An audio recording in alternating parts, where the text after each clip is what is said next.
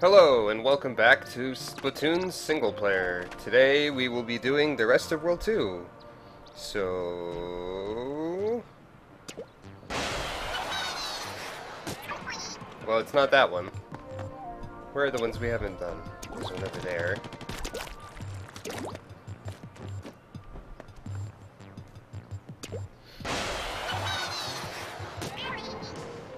Well, let's do this one first. Unidentified flying objects! Everyone's favorite. The UFO. In its many forms. Or in today's case, the form of... that thing. That's an octostriker! It sure is. Octostriker levels are levels where there's a guy always launching ink strikes at you. Ink strikes being a super weapon that you yourself can use in multiplayer. But in this case, they're being used against you. This map appears to be the tutorial map, actually. But yeah, if you get caught in an ink strike, you are dead. Even if you get caught on the fringe of it, it's likely to kill you. I mean, armor here will prevent that. But still, don't get destroyed by a bomb, a missile, a nuclear missile equivalent. It can be a little bit stressful to have to look for the secret scroll in the middle of this chaos. But it's not really that bad.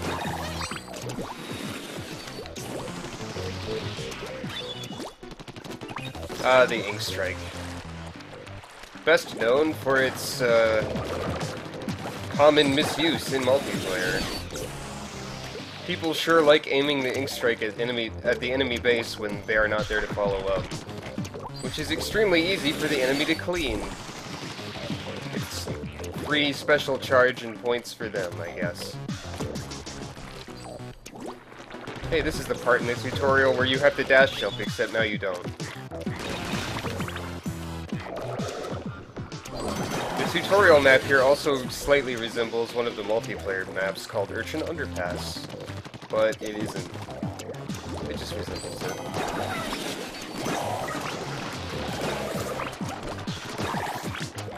Hey look, a UFO. But that's not the UFO that we care about.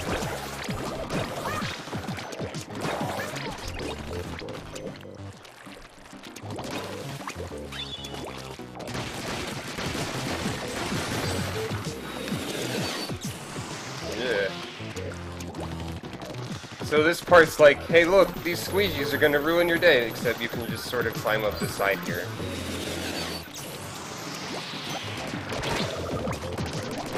I didn't realize that at first. I think I had to see Pink do it on her stream. To think of that. I missed the scroll somewhere.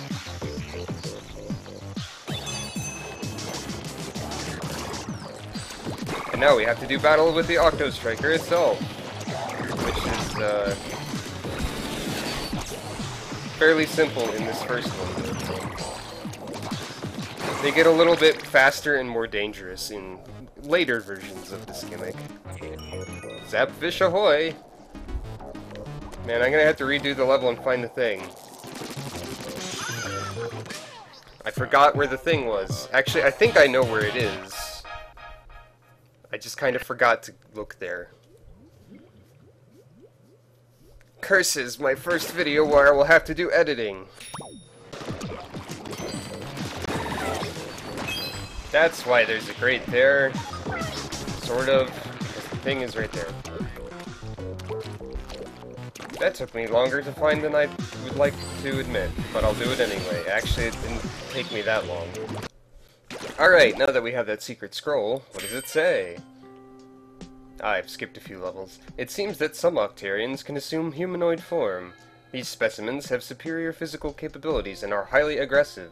High-ranking individuals have kelp on their heads, but what motivates them, if anything at all? Oh man, spoilers. Should have done that level first. Oh well.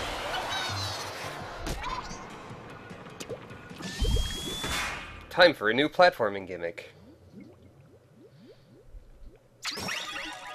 Behold, the spreader. It's a moving thing that puts ink on the ground, yep. Watch out for the spreaders. You can stand on top of them, and they don't cover the top of themselves, so generally it's actually safest to be on top of them. Do you get killed if they run you over? No, they just push you. So all they do is push you around and paint the territory with enemy ink. They're not too dangerous. At least, not at first. There's some armor.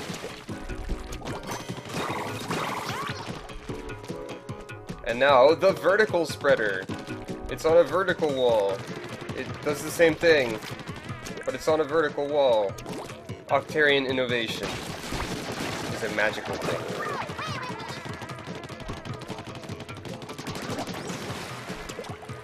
And for some reason, a lot of the spreaders have, like, freaking explosive fish on them that cover it in your ink. Hello, weird sign that makes staticky noises. Hello, Zapfish already. So what's your favorite food, bucko? Mine be Krabby Cakes. Mine's chocolate. That's not true. But when I saw that message for the first time, I was expecting a Punch-Out reference.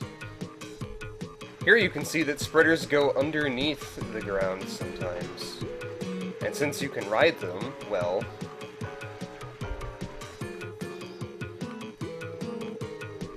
Whoa-ho, secret power eggs. Oh-ho, I see. You can see a suspicious-looking box down there next to some spreaders, too. I wonder what could be contained in that. Surely not some sort of top-secret ancient document.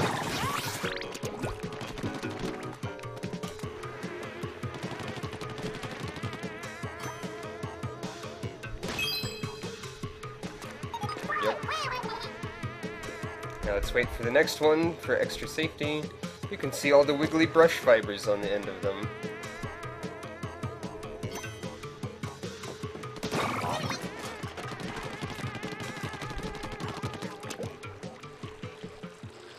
Excuse me while I ignore your gimmick. More static. This is some sort of abandoned Octarian theme park, and it's a little bit weird. A little. They should really stop leaving those pufferfish things lying around, though. Balloon fish, I guess? Oh, they've even got like a little knot in their tail, like a balloon. That you... And on their face, for that matter. Good times. What do we got under here? Bunch of power eggs. Not bad. We're acquiring them quicker than we were before. Street lamps. Everyone loves street lamps.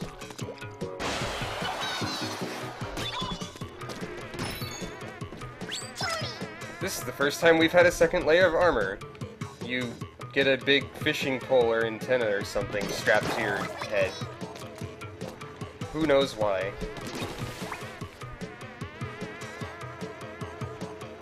And that Octarian trooper will never see us.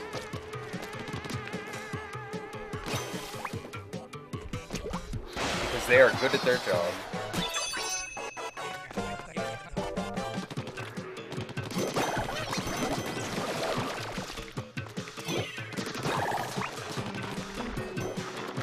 Oop, didn't quite make it onto the thing. Oh well. Might as well use that time to destroy the world. Or at least all of the dudes residing within it.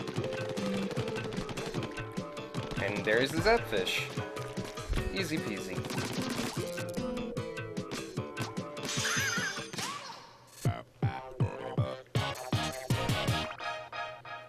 Quit wiggling so much. I saved you.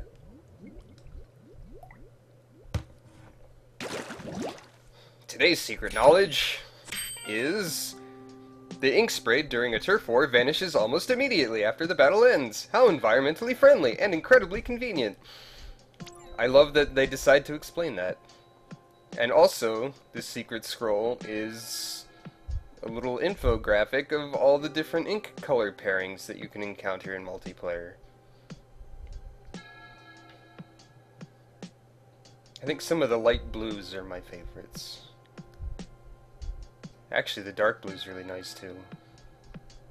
The one paired with yellow. Maybe they'll add more color pairings eventually, for variety. Haha, what's unlocking bomb types, Cuttlefish? I don't know what you're talking about. Okay, fine. I'll upgrade the ink tank. I'll unlock burst bombs. I'll unlock seekers. I wish that the splat bombs, burst bombs, and seekers, like... yes, I know. We just went over this. I wish that the skins for them that they have in single player were available somehow in multiplayer. But yeah, the splat bomb that we've been using hits the ground and then explodes. The burst bomb just explodes on impact. And the seeker... well, first let me get more ink. The seeker's sort of like some sort of bomb chew deal.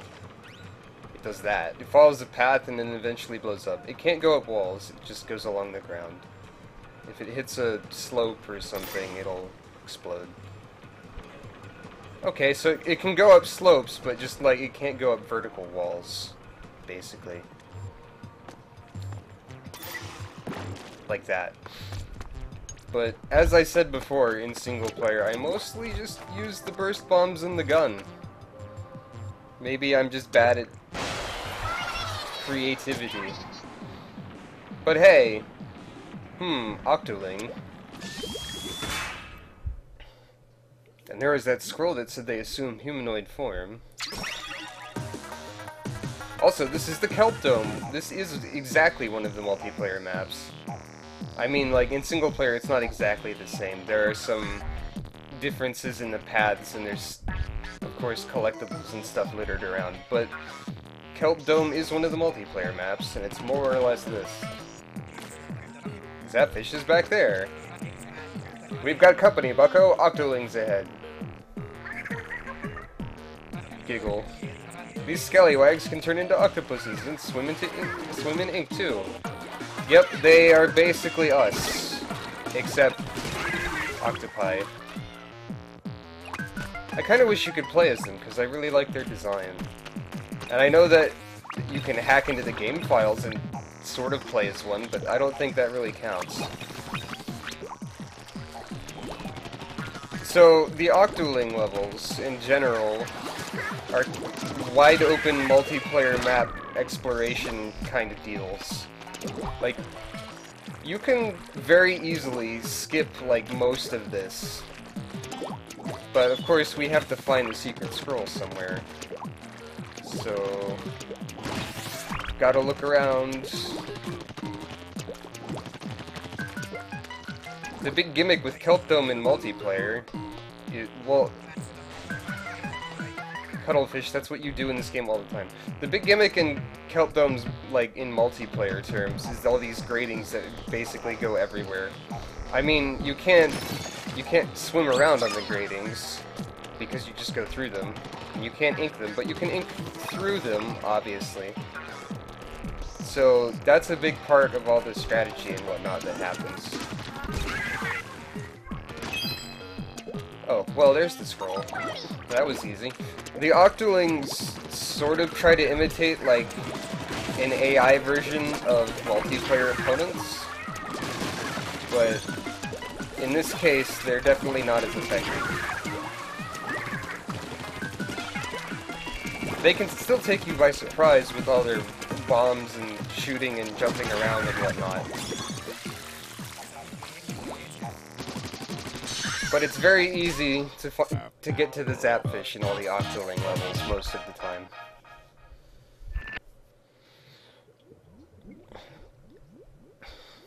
Plus, they don't have weird latency issues like online multiplayer opponents. Paradise Lost by Octolangelo. This is, of course, a reference to Paradise Lost, the novel. Some sort of Octarian Bible story going on here. Carefully placed leaves, despite the fact that they're naked normally. And we see an evil squid over there. And instead of apples, we have the power eggs. So, in Octarian mythology, we are the tempters. The evil.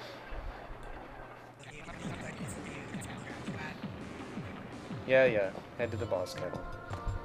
Time for the second boss of the game. And I don't think it's the whining corgi outside my door that I think I heard. The dreaded Octo Nozzle!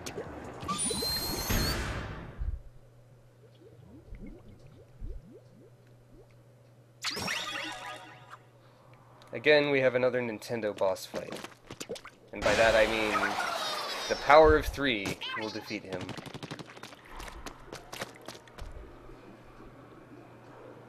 But also, there's some pretty weird background noises in boss arenas. A little more prominent after you defeat them. We have that tentacle again.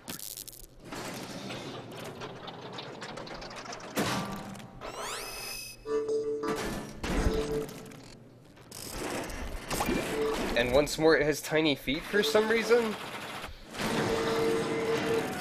But as for what we actually do, the weak point on this boss is aggressively obvious.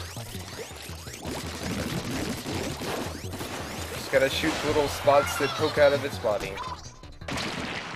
And of course, phase 1 only has one spot, but the next phase adds another layer.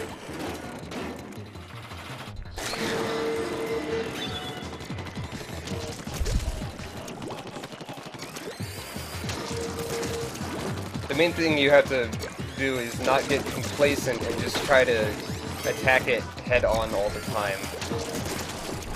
You're gonna want to circle around it, both because that's where some of the weak points are, and so it doesn't just shoot you.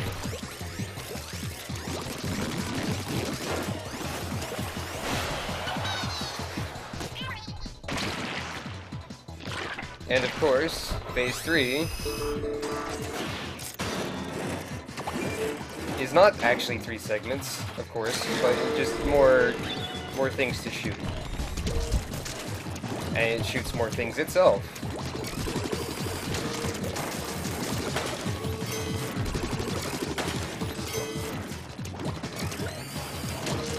All in all, this boss is pretty simple.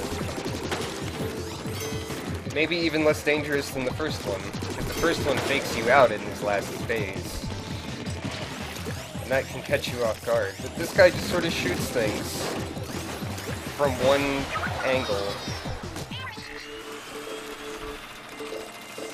There's not a whole lot that he can do.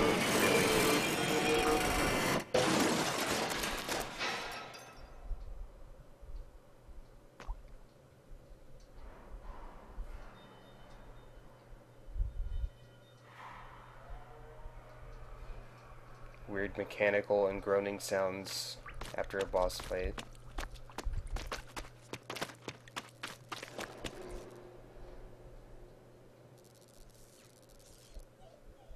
Whining corgi. There's the scroll. There's a pitiful amount of power eggs, and the Zapfish.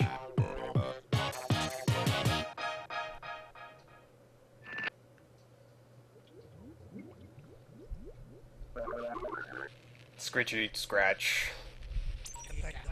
What's that sound? Cuttlefish. Blasted radio must be broken. You're doing great, Agent 3. Don't let up. What was that mysterious, ominous, frightening thing? And of course the scroll here is just more octopus blarg weapon blueprints. In this case, the kelp splat charger, I believe. Again, we can't really do anything with that because we are not fresh enough. Also, why is this kettle on a very fancy pillow? We have again short-circuited the thing in front of the thing that lets us go to the next thing. They're using the Zapfish to revive the great octo weapons, more like they just needed to power everything. But yeah, let's go with the one that makes them seem more evil. Welcome to World 3. You may notice that more instruments are being steadily added to the background music as we progress. Also, you can't shoot the wrong end of these things to make them go.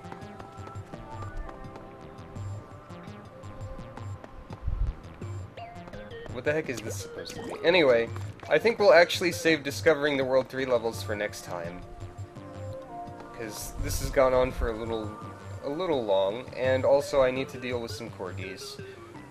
But, yep, this has been Shag. If you like my videos, please help spread the word. Consider doing all those things that you can do, or supporting me through Patreon, if you want. But until next time, stay fresh. I should stop doing that.